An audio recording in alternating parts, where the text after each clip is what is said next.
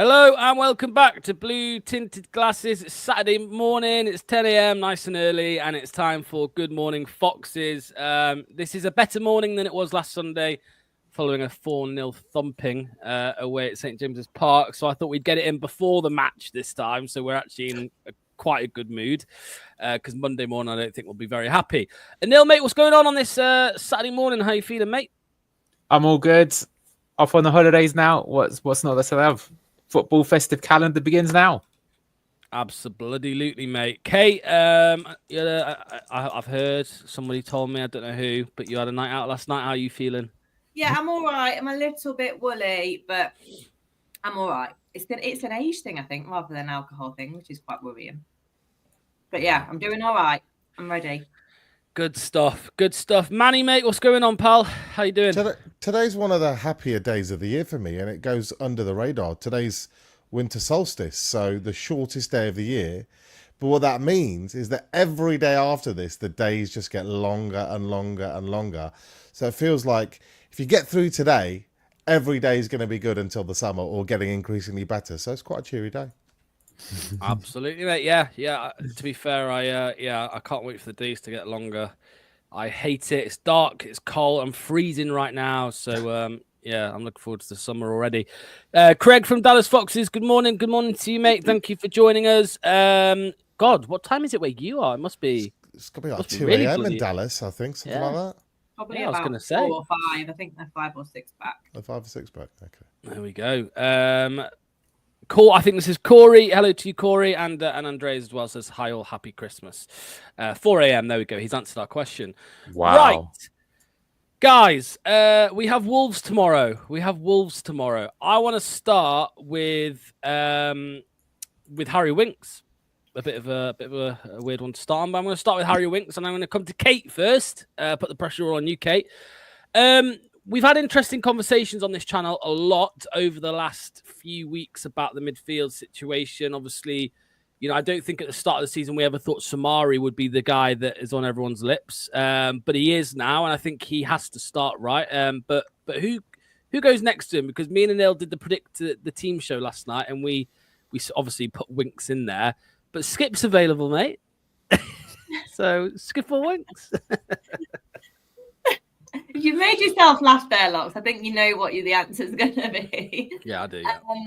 Yeah, it's got to be Winks for me. He's one of our few sort of quality players on the ball, I think. And it'd be interesting to see how he lines up with Samari. I don't think we've seen that enough. So, I mean, it's David and Goliath next to each other, really, isn't it? In terms of stature and the influence they give to a game. So, yeah, I think it's got to be that. I don't want to ever discard Skip, because I think there is a player in there, and it might be like a Samare thing. I hope it's not as long, but we need to just give him minutes where we can. But tomorrow is definitely not it. But I would like to see him pick up games in the cup. I'd even like to see him have some time against Liverpool or Man City, maybe at some point, because I think we will need him. And I don't want to keep bringing these rust buckets in that we've left out in the cold for too long each time we're desperate. But yeah Winks and Samare has got to be for me tomorrow, really. Manny, part of the discussion that me and Anil had was, yes, on paper, they are the best two that are available. Is there enough defense? I'm on about Samari and Winks. Is there enough defensive balance there in the team with them two? Because, no matter what you think, Manny, Skip he might not be as good as Ndidi in your mind defensively, but he is, I would say, better defensively than Samari and Winks, in my opinion. So does Samari and Winks bring enough defensive protection? Maybe is the best word. Well, I mean, Skip is okay at tackling and sort of hunting and chasing, but he's not exactly physical. He's not strong in the challenge. He just doesn't have the size to do that. And there has to be a balance to all things, and it also depends on which game is the next game that you're talking about. And a home game against Wolves is not a sort of normal Premier League game that we're going to come across this season. We're expected to take the game to them. We're maybe even expected to dominate possession, and therefore you could easily make an argument for Winks to play and to try and coordinate things. Samari is decent defensively. He's obviously very physically strong. He can make the odd slip of concentration in particular, but you have to have a balance to all things. And Skip last game, I think, I saw Neil mention the number of challenges. I think it was 1 challenge in the entire game against Newcastle. So if you're supposed to be pretty good defensively, but you're putting in 1 challenge a game when we're under the cosh, I don't think you've done enough to retain your place if there's somebody else who's good enough to take it. And Skip he's had fleeting chances here and there, and he's half flattered to deceive, 1 or 2 good things, some sloppy things. He just hasn't done enough to nail down that place. And so if somebody like a Winks or any of the others, Sumari and Didi, came back, I'd always pick them in ahead of Skip at the moment. Okay. Anil, I know sorry, Anil, I know we discussed it, mate, but is there anything that stands out from what Kate and Manny have said there? Obviously about the midfield situation for you. No, I can't offer anything. Sorry, I got no tactical insight. They've called it perfectly. So hopefully those two do the job. Yeah. I mean, what I would say as well is I think no, I'm trying to defend Skip here. I'm trying to, but I was going to say he was surrounded by. Well, he was next to Hamza Chowdhury, which obviously didn't help his case. I don't think. I think you said Skip had 1 challenge. I don't think Hamza had a single one, right? Successful. I don't think he had a single successful challenge. And you'd expect more than that from Hamza. I know he's obviously not the first name on the team sheet and never will be, but defensively, that is his best attribute if he does have one. And he wasn't able to perform at all. Just I'm going to quickly touch on this because this is something that I brought up once upon a time, weeks and weeks and weeks ago, and I just want to get Manny's opinion on it. Manny, do you ever see Skip being played as an inverted fullback, mate? I can't remember seeing it, and I know you suggested it a while ago. You said, "Oh, maybe we could try him at left back" a long time ago. I seem to remember some kind of madness coming out of your mouth at the time at Skip playing left back, and now I'm hearing a few touts like, "Come, Skip, play right back." I mean, even if you could, you can't play him right back. You can't do that to JJ. I mean, if you play Skip at fullback ahead of JJ, then JJ's done at this club. You may as well just... No, but we need to think of injury rotation. We have Wolves, Man City. We have Wolves, Liverpool, Man City in a short space of time, right? So we can't risk JJ in them 3 games playing all of them. He's actually one of the ones I probably think you could, because he's still relatively young. He doesn't have that many miles on the clock with his injuries, and his fitness levels are pretty high. It's more the older guard, like maybe centre backs or some of the older players like Vardy, who I would rest over a JJ. And look, if we're talking about playing Skip, we're trying to shoehorn him in a different position. We're getting pretty desperate, right? That's more of a red flag. Come on, we are. Let's be real. We didn't buy Skip as a covering fullback, did we? Okay, well, talking of, seeing as though Manny has brought up shoehorning players into positions, Kate, Manny is that convinced that Mavididi should play that he'd even play him as a right winger or a number 10. Mavididi has been a player we've discussed a lot recently. I think a lot of people are in agreement Bilal should start off the left. Some people think he should go in the middle. But what's your take on it, Kate? You know, where do you think Mavididi, Facundo, Bilal, Makatir, who goes in where for this game against Wolves? I like Bilal on the left and Facundo in the middle and then Casey on the right. But I feel like those 4 players you've mentioned can be interchanged. So I think Mavididi will absolutely have a role. I'd be encouraged to see him as a number 10. I can't see why that wouldn't work. It's just, will he be better than Bilal and Facundo? And I don't think he will. But in certain games, Facundo and Bilal can run out of steam a bit, or, not come into their own because of how the game's transpired. So it might be time for them to bring Mavididi on, but I still want to see him not on the starting sheet, but as an impact. But I think a number 10 can work. It'd be interesting to see him in that position because I think he would be able to go through the middle. I think we saw that against Brighton a bit, really, that he came a bit more central. So I'm quite happy to do that. I suppose that's the versatility of him as well, really, that we're in this discussion where we've got 4 attacking players that I think we can interchange a bit depending on how the game pans out, really. Yeah, I mean, and Neil, we did speak a lot about Mavididi on the right, but just specifically on the number 10. I mean, Cooper tried it in pre-season, I want to say. I think there was even, I think he did play a tiny bit in the number 10 in one of the league games. I can't remember which one. It won't come to my mind. But do you think it could work? Maybe driving through the middle? It could do. I mean, I know that when he was at Montpellier, he basically played all of the positions. They rotated it a lot. So he's been tried everywhere. So you could do that.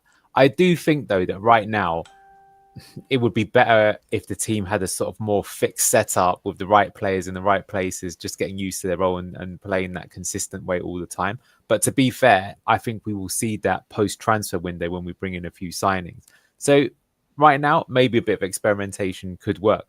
I think the issue with having Mavididi as the 10, though, is that, like, I personally feel that Buonanotte coming in off the right-hand side has been a problem for Leicester all season long. Like, don't get me wrong, from an offensive point of view, he's brilliant. I also think for his age, he's also brilliant. But it's also, I think, accurate and fair to say that he lives a massive gaping hole. I think, Kate, yourself, you pointed it out in the Arsenal game or something, just saying that JJ was just like Martinelli right up his backside the entire game. And of course, he was going to struggle with it. And Buonanotte's got to take some sort of fault there. So I think that for that reason alone, hasn't he? He has improved a bit. I wouldn't say he's gone all out amazing tackler, but he's become more of those like little ankle biters that annoy the shit out of you. He doesn't necessarily win the ball, but he has become he's become a harder worker in defensive attributes because he's had to be.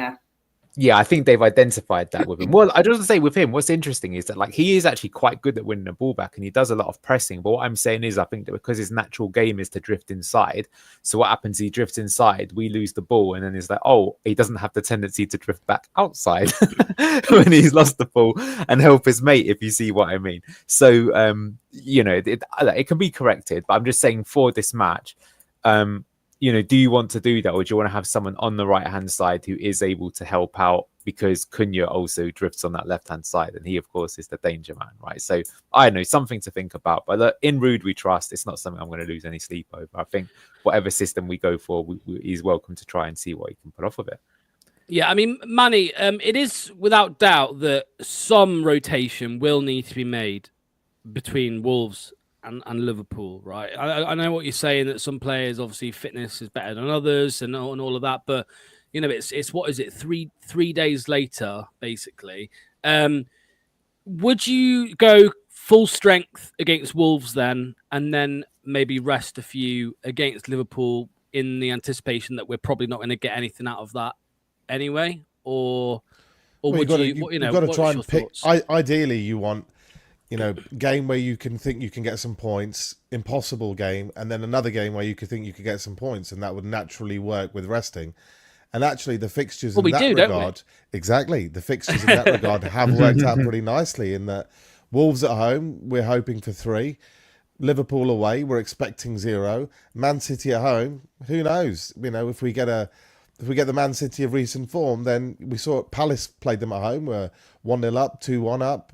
Arguably should have won. They definitely had a chance to almost kill the game at 2-0. But they're there for the taking. So it makes sense that you play your first team against Wolves, you'd rest all your key components against Liverpool, and just it might be a bit of an ugly one. You might have to look away a little bit, and hopefully you've got a bit of a hangover from Christmas Day and you're not paying too much attention. And then the Man City game comes on and we go for it again. But I think that's where it stops, by the way. I mean, we're playing Villa and Spurs after that, I believe, and I don't think those two games in particular under Cooper at the start of the season, those two teams weren't particularly outstanding on the day. I didn't feel that there was a huge gap, so it's only really the Liverpool game you could argue. Having said that, there's even a case, I'm sure Wolfie will be watching at some point and he'll say, well, we went to Anfield and won. And Fulham recently obviously gave them a game. I don't think any of these games are necessarily a dead write-off, but logically, you'd probably say the Liverpool game is the one where you want to make some changes. Just before we continue, I just want to say thanks to the people who are here this early in the morning. Please, if you can, make sure to hit the like button, make sure to hit subscribe. And we're going to play a little game around here very quickly. Actually, Neil's not invited because he knows the answer. Kate, What percentage of subscribers to Blue Tinted Glasses do you think have the notification bell turned on? 40. Yeah. All right. Manny, your guess? Closer to 14. 3%.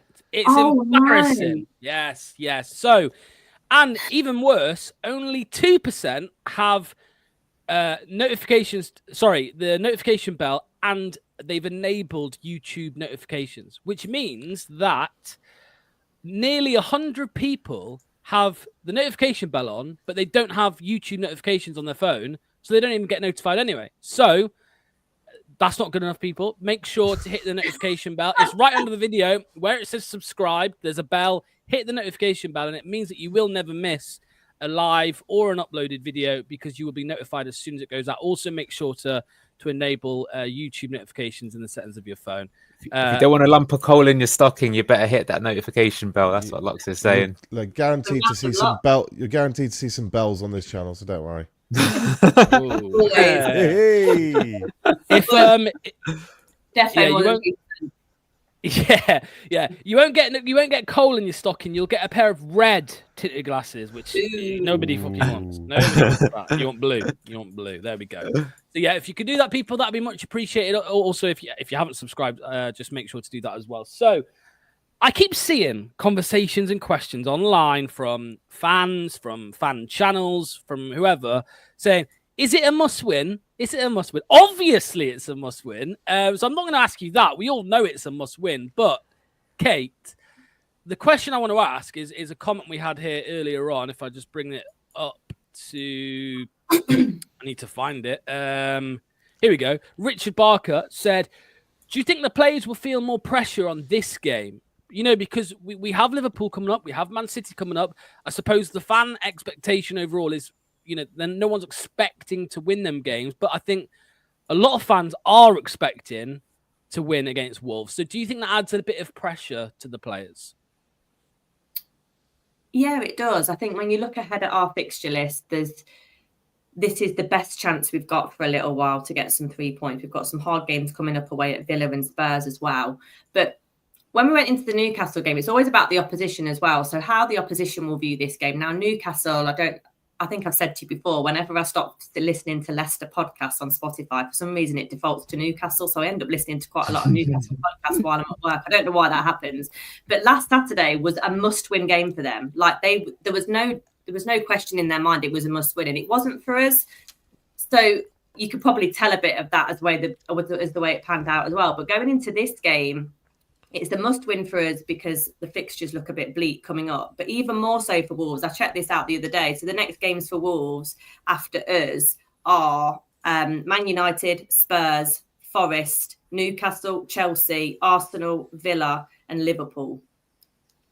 So they're going to be coming in thinking as well, oh my God, this is one of our only opportunities in the next 8-10 games to get 3 points. And I think that's the ultimate 6-pointer right there, because both teams' next set of fixtures are bleak. They're difficult. There's going to be points picked up. I feel like Wolves are Man City's bogey team, so they can often pick up a draw against people like Man City. And the same with Palace the other week. I thought they're typically Man City's bogey team. But this is just a crunch match because it's really the only low-hanging fruit, if you like, for both teams for the foreseeable, and it's massive. And I'm glad we've got the home. I'm glad we've got the home fixture at this moment. Yeah. I think. I mean, there's a comment here from Andreas. He says the crowd really needs to be the 12th man. Absolutely, I think we're all in agreement with that. And Neil, mate, do you think it's going to just be an added pressure to the players with what Kate said there about, you know, this potentially being the most winnable game out of the next 8 or 10? The players will know that really they have to pick up all 3 points. It should be, but I mean, you never know with the season. I mean, the thing is that even if the worst should happen, we're still not right now in the relegation zone. I think it's only must win when it's like you're relegated if you don't win it or something like that. So I think we're still a bit far off. I mean, it's still already been cases of teams that have looked and had bad results and still come back. I mean, look at Palace's recent form, right? They were I think second bottom or something for quite a while before they picked it up. But yeah, I'm pretty sure you'll see the players really give it some all. And I also think Wolves will as well. I'll be interested to see. I think it'll be kind of a game littered with mistakes, maybe a bit cagey. And we'll have to see where it is. But, you know, it's interesting because remember the season we went down, we had a few kind of must-win games like this as well against Wolves themselves, actually, away, and Forest. And both times we beat them 4-0 and we still ended up getting relegated. But that time round, it was really good to see our reaction to there being a must-win game. So I'd love to see something like that this time round. Yeah, Manny, obviously similar question, but the thing is that Wolves are in a similar boat because, you know, just reading some of their fixtures, I mean, you know, Leicester, United, Tottenham, Forest, Newcastle, even then Brighton, Villa, Liverpool. So they've got some massively hard games coming up as well.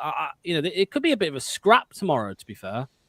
I think it might be one of those where traditionally these kind of games, you know, a 6-pointer would be a cagey affair. Nobody wants to make a mistake, and I think it might be the exact opposite of that because of exactly what the chaps have just said. Both teams have tough games coming up. They're looking at this game as a 3-point absolute, especially us at home, but especially them because they can't, even a point for them, it maintains the 5-point gap at the moment.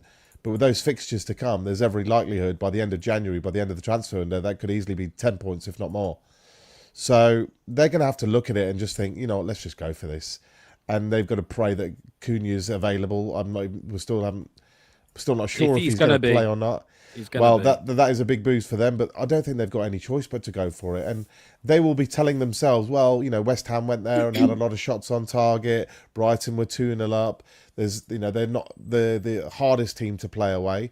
And from our point of view, I'm still waiting for that one game this season where kind of everything clicks in one match. You know, even the season we went down, like you just pointed out, you know, we beat Forest, I think it was 4-0 in the season we went down. There were the odd performance where we took a team to the sword.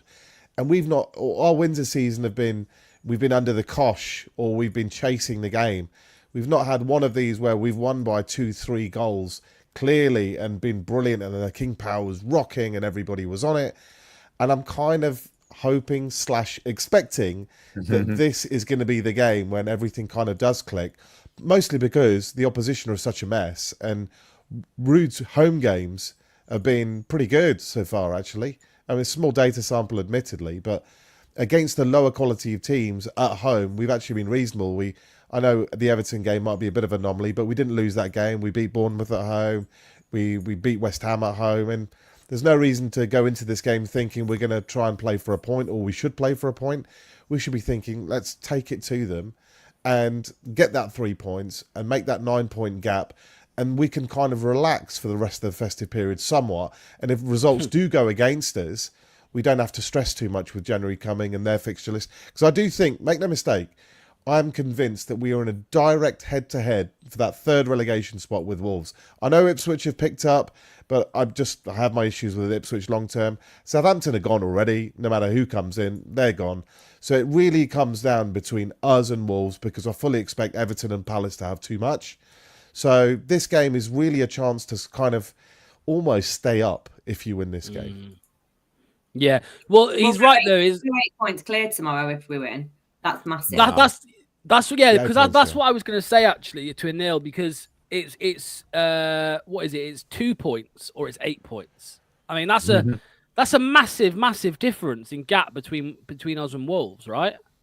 Yeah, at that point, as the man says, I feel like you can't be caught because if you look at how many points per game on average teams at the bottom get, like basically if you get 1 point per game on average, which sounds crazy, you stay up in the Premier League. So if you're like 7 points clear of someone, there ain't no way they're gonna, you know, they literally have to double what they're facing. Like literally the only time it's really been done has been ourselves, or West Brom did the Great Escape as well, didn't they? But that's the only time where a team's like absolutely turned the form completely bonkers on its head and put like over 2 points per game. So yeah, it's huge for that kind of thing. That said, I suppose though, as long as we maintain a gap, there's still something to be said there. The thing I will say, didn't you ever watch Benjamin Bloom? I really like him, and he always says that like whenever they're like statistically, when the teams near the bottom of the league play one another, they do tend to end in draws because I don't know, just statistically that is what tends to happen. So I hope he's wrong. and that Leicester do win. But I can appreciate it. And if you look back this season, it's happened so many times. Like Southampton and Ipswich, I think, drew on the same day that Everton and Leicester drew. And it's like, yeah, that could have been like a massive at the bottom of the table. You know what happened at the end of the day? It was exactly the same as when it started.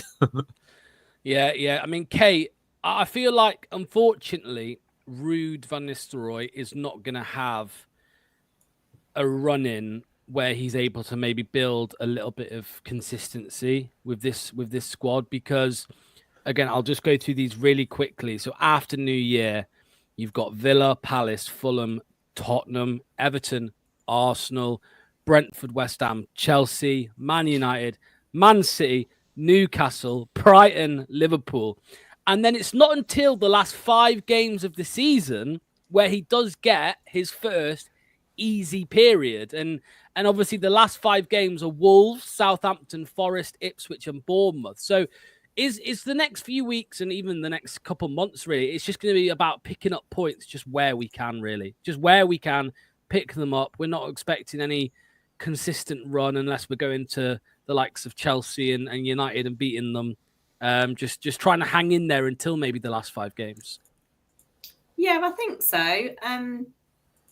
It's hard to know how we're going to play that, I guess. But in the true words of a manager, they're just going to have to take it a game at a time.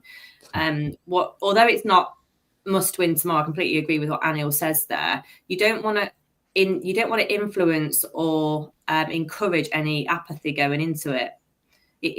You need to be looking at this game as a must win as a player, because it is a really good opportunity. It's not the end of the world if it's missed, but I think we're going to have to address some of those games differently. And I think the more Ruud is in charge, I mean, he just seems so level-headed. He seems to call a spade, which I really like. And he seems very regimented in how he wants to go about things. And he's not a sexy manager, like he's already said that. He's just all about hard work and proving yourself. And I just think the longer he's with us, that will hopefully start to thread through the team. And like Manny said, if we can just get 190 minutes where we've come away thinking, oh my God, we played brilliantly, everything worked, everything went well, we had a little bit of luck, which is often needed, then that could be the turning point into how we then approach other games, particularly for players like JJ, because I think that Arsenal game, like Anil said, that's one of the main reasons why JJ has struggled this season, because I think he's exasperated. And I think that comes on every game. If JJ can come on and have one amazing game where he's, he gets an assist, or he just has his fullback, he has the winger in his pocket, it will change his mentality and approach and bring on his confidence again. So it's just all about baby steps, really, to try and get the progress you want. Yeah, I mean, Manny, there's a comment here from Richard Barker. To do hang in and pick up points, they need to sort out defence as a priority. A solid back four is the way that we'll get those types of results. I mean, it's a real problem, isn't it, Manny? The defence at the moment. I mean, we did, like I said, we did the Predict a Team show last night, and there was a lot of discussion. There was a lot of debate about who actually starts. The fullbacks are sorted because they're the only capable fullbacks we've got. But the centre backs, I don't think Ruud knows, right, Manny? I don't think Ruud knows. Like I wouldn't be surprised if we saw Cody and Fast tomorrow. Like, it just out left field. Like I don't think he knows who is best. Don't give him ideas, Locks. I know. Are you excited about that, Locks? No. I'm not even sure if the fans know, to be honest. Like we could all have a chat, and we'll all have different combinations and permutations, and we're all trying to find that combination that we all feel happy with and consistent with. And there's two ways of doing it. You can change your defense depending on the opposition each week, or you try and ideally create a settle back four that doesn't really change at all. And we've all got different ideas. We thought Cody was finished. He comes in, has two good games and a bad one. We thought Okoli was, Italian international, started his career well with Leicester City, and he's completely gone off the radar. We thought Vestergaard he's been in and out of his Leicester City career since he started. You didn't know if he's going to play or not. And JJ this season, I think Kate makes a lot of valid points when it comes to JJ. He's been hung out to dry a lot this season, and he takes the blame, the criticism from the fans, but it's not all his fault, and it's not even, I'd argue, not even significantly his fault. He's got so much to do. He feels the pressure. Victor's young. He's had some good games. He's had some bad games. Again, we're trying to find that combination that works. But it's not just the back four when it comes to defence. You know, people. Neil just mentioned that Buonanotte, when he plays on the right, drifting in the centre, leaves a massive gap there. We've seen that many times this season. The midfield, the last game, the number of challenges they got out. They just got out physicality. That's definitely not a word. I've just made that up. But you know what I mean. And we need to find that settled team that we're still striving for. And I think Ruud at the moment is naturally he's not familiar with the players. He's come in, he wants to give everybody a chance, and I quite admire that. And hopefully in training he's coming to that idea of resolution himself, that either this is what I want to start, or this is what I'm missing and this is what I need to import in to help everybody. I just want to say a little word about Akoli, because I feel like we're missing Akoli a little bit, and not him as a player, but I just think he had one bad game, which was the cup game away to United, and he was actually doing okay before then. In a team that was struggling, he was doing okay. And I remember him having a particularly good game in the Arsenal game against Saka. I know we conceded, I think it was 36 shots on goal, and they scored 4, but he really did well one-on-one against Saka, and I was really impressed by that. And he is an Italian international. He's 24. Traditionally, a 24-year-old, they need game time to develop and improve. So he's gonna come on if we give him games, and he's also that covering player for the opposite centre half, because we all have similar profile centre halves. You know, not that fast, quite strong, quite decent in the air, but who's going to cover when they make a mistake? And so Akoli is one I really think that I hope he does give a game sooner rather than later. But apart from that, you know, choose your poison. Whether you want Cody, Vestergaard, Fast, I don't see a great deal of difference between them. Slightly different profiles, and it might be a question if you prefer Cody's leadership, Yannick's passing, or Vars's tackling, stroke being able to duff up a long straight ball, which I'm very, very worried about with him. Or finding himself in a number 10 role when we're under attack. Or if you're Ragsy, finding himself at right back, which is total madness in my idea. But yeah, here we go. What do you want to do? Can I ask Manny a question here? Of course. Yeah, and for Kate as well. Do you think this kind of model of signing these young talents is as effective as it used to be in the Premier League? The reason I bring this up is that many teams, not just Leicester, have gone down that model, and a lot of teams I think are getting found out for it. Even Man City right now, they've gone, for example, and signed players like Savinho, Mateus Nunes, who are not really proven players, and they've fallen off compared to previous players they had like Riyad Mahrez and Leroy Sané. I look at Wolves, they signed, okay, I think Cunha's worked out, but maybe not right away. Leicester, you've got players like Skip and Akoli who maybe could be good, but it's like the fact that they might be good means that you're struggling when they first come into the team. And I just wonder if like the Premier League is so sort of brutal that can you even afford to take chances on these up and coming players? I'm not saying the answer is to go and sign players like Jordan Ayew and Bobby de Cordova-Reid, but it's just something that, like, I would say the smarter teams, what they're doing, like Brighton, is they do sign them, but they don't put them straight into the first team. What they're doing is not even necessarily loaning them, but they give them minutes. They've got like an established 11. They slowly give player X some time, and then eventually that player can just come in and slot in seamlessly. And I do wonder if that's the reason why people like Akoli, maybe even Skip to some degree, that they're not quite good enough. I don't know, because to be honest, I think El Kanous has shown that he probably can come straight in. But that's just my question, because I get why people want to do it. But it's like, if it goes wrong, I would argue one of our relegation seasons was because of that, because players that we signed didn't have the impact that we wanted them to make right away, and we went down. I'll take that one happily. This is one of my favourite subjects. Hey. I fundamentally think it's our business model to sign quality youngsters and bring them on with resale value, sell them on for a profit, buy the next wave. Because we are a developmental club, you know, we can provide a brilliant training scenario, a lovely community club where young players should be able to get game time and develop. And we've had that, you know, we've had a lot of our sales have been Wesley Fofana, our biggest sale, right? Well, Harry Maguire too. But these are all relatively young players that we gave game time and moved on. You could easily pick those young players that haven't quite worked out, but we did a little piece on Carlos Baliba the other day, and we see that if you pick the right player who isn't physically too weak, who isn't so super skinny that they can't handle the robustness of the Premier League. So if they have that physicality and the mentality, Who's been one of our better players this year? Buonanotte. How old is he? So quality is absolutely crucial. He had time to adjust to the Premier League. And it's interesting you mentioned Carlos Baleba, but he was struggling hard last year. And if you look on the Brighton fans, they were saying this guy's a waste of money. We shouldn't have brought him in. We sold Alexis McAllister too soon. Of course, 12 months later, they're like, oh my God, he's a second coming of Jesus Christ. But my point is that Brighton, because they were a more established team, they could take a bit of a risk. What I'm saying with Leicester is that, like, I get what you're saying, Manny, but that was a few seasons ago. So I'm wondering if that is maybe the Premier League is moving again and there's some other model that you need to think of. Well, I mean, I would say that it's not as if there's lots of experienced players who are particularly playing great themselves. What Brighton do is they have a balance to it. So for all of your young super players, you have your Milners, your Welbecks, your Lewis Dunks, who are Jordan strong. And there is every club does need experience. You need guidance of these young players. You can't just stick well, you say that, although Chelsea's average team, I think, is like 23 at the moment, the youngest Premier League team ever, and they're second in the league. So there's your extreme example of how extreme quality of young players can perform. They don't have too much experience in their team. They got rid of a lot of their Thiago Silvas and the old players, and they've just put in young players.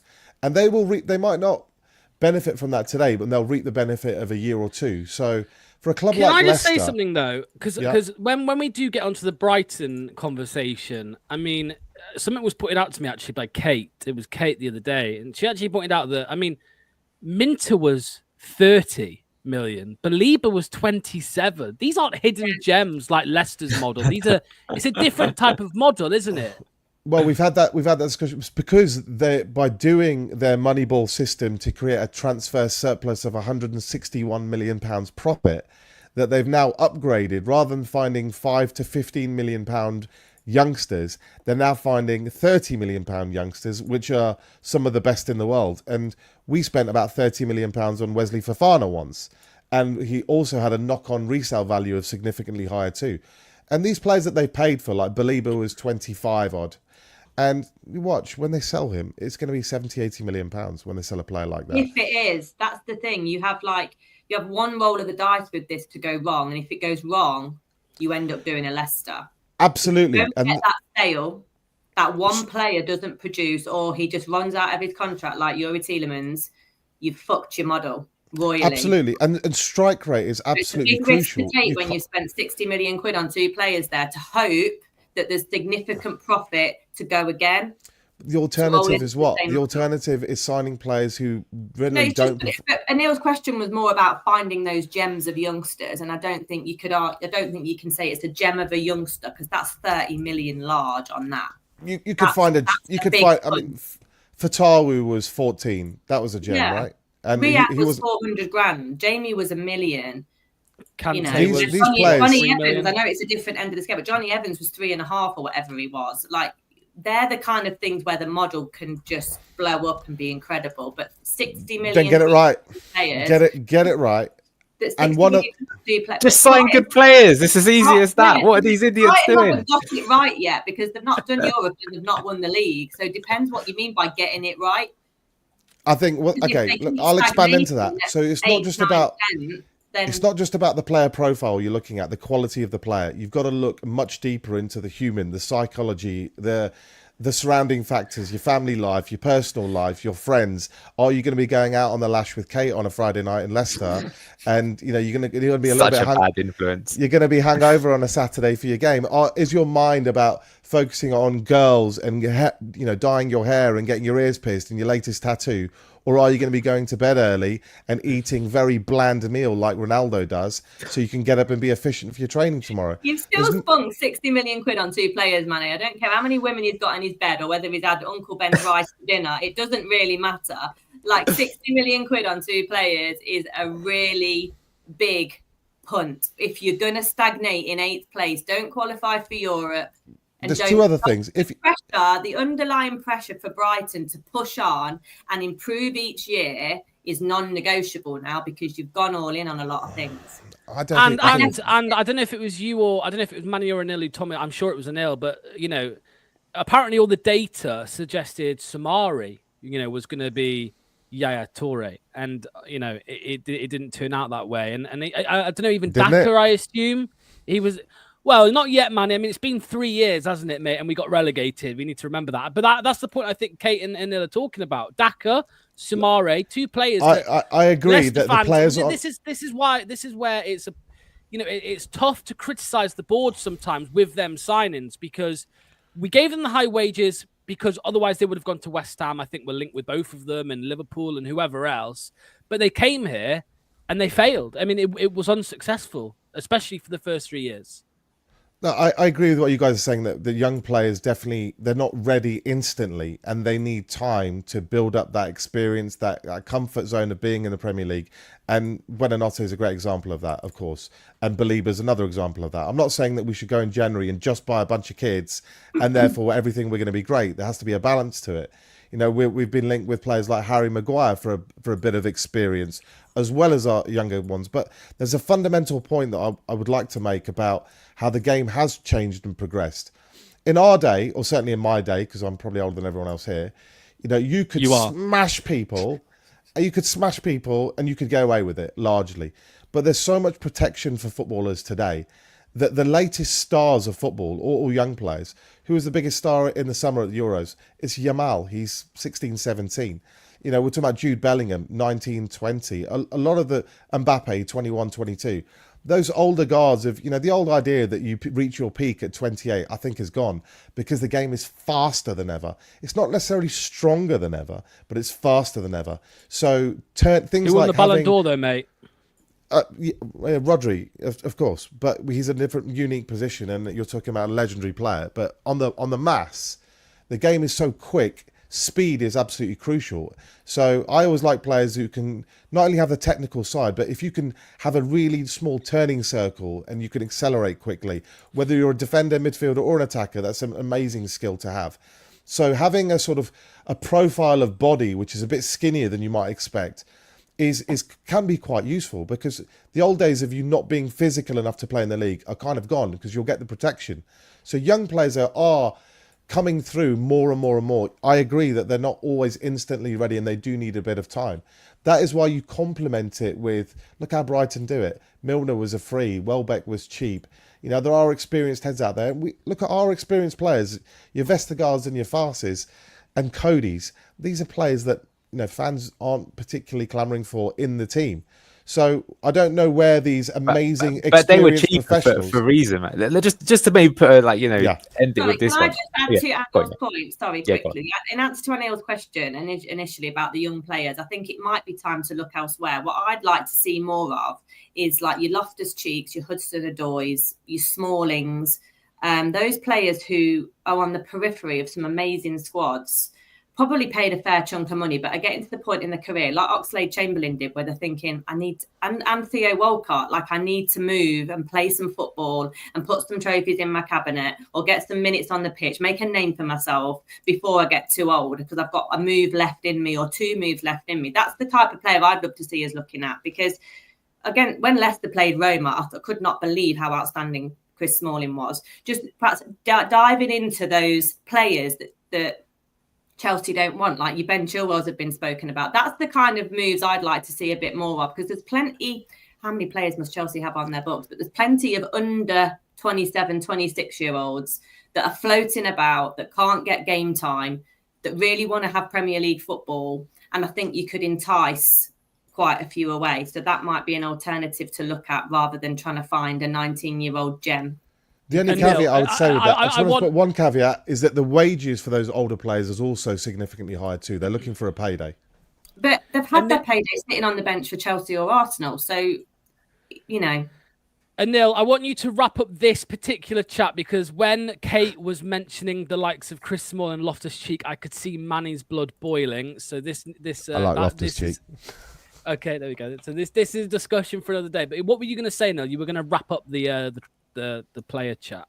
No, I was just going to say, I don't know what the answer is, but I think we're seeing evidence that it's not working, not just for us, but for several teams. So teams are going to have to get smarter again, and it'll be interesting to see what our transfer business is in the January window as related to that.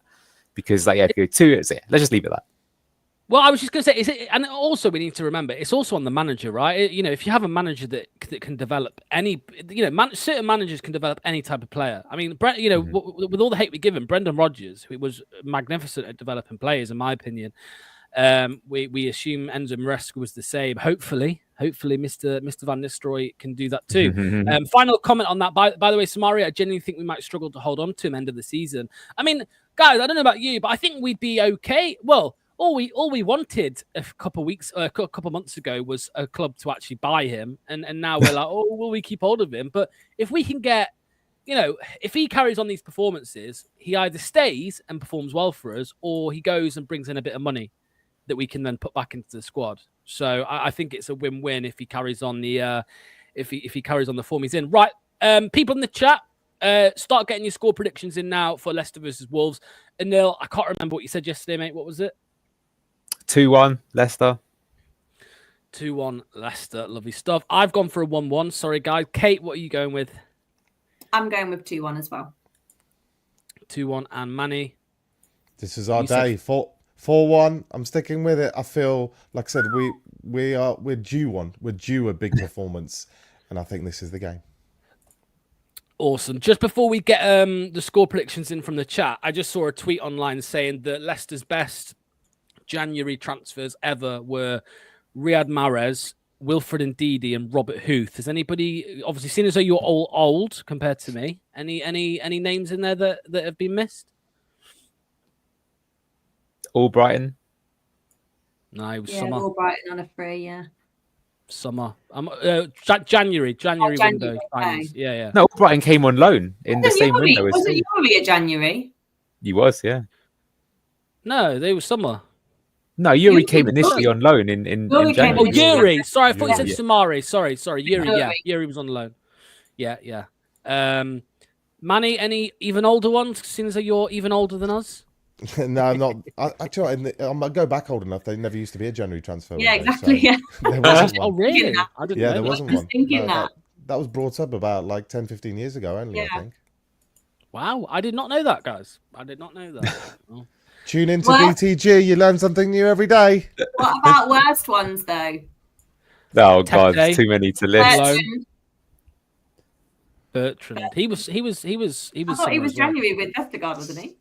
No, they were both That summer. experienced professional Ryan Bertrand with Premier League experience that we needed to complement our youngsters. Absolutely brilliant at 80 grand a week.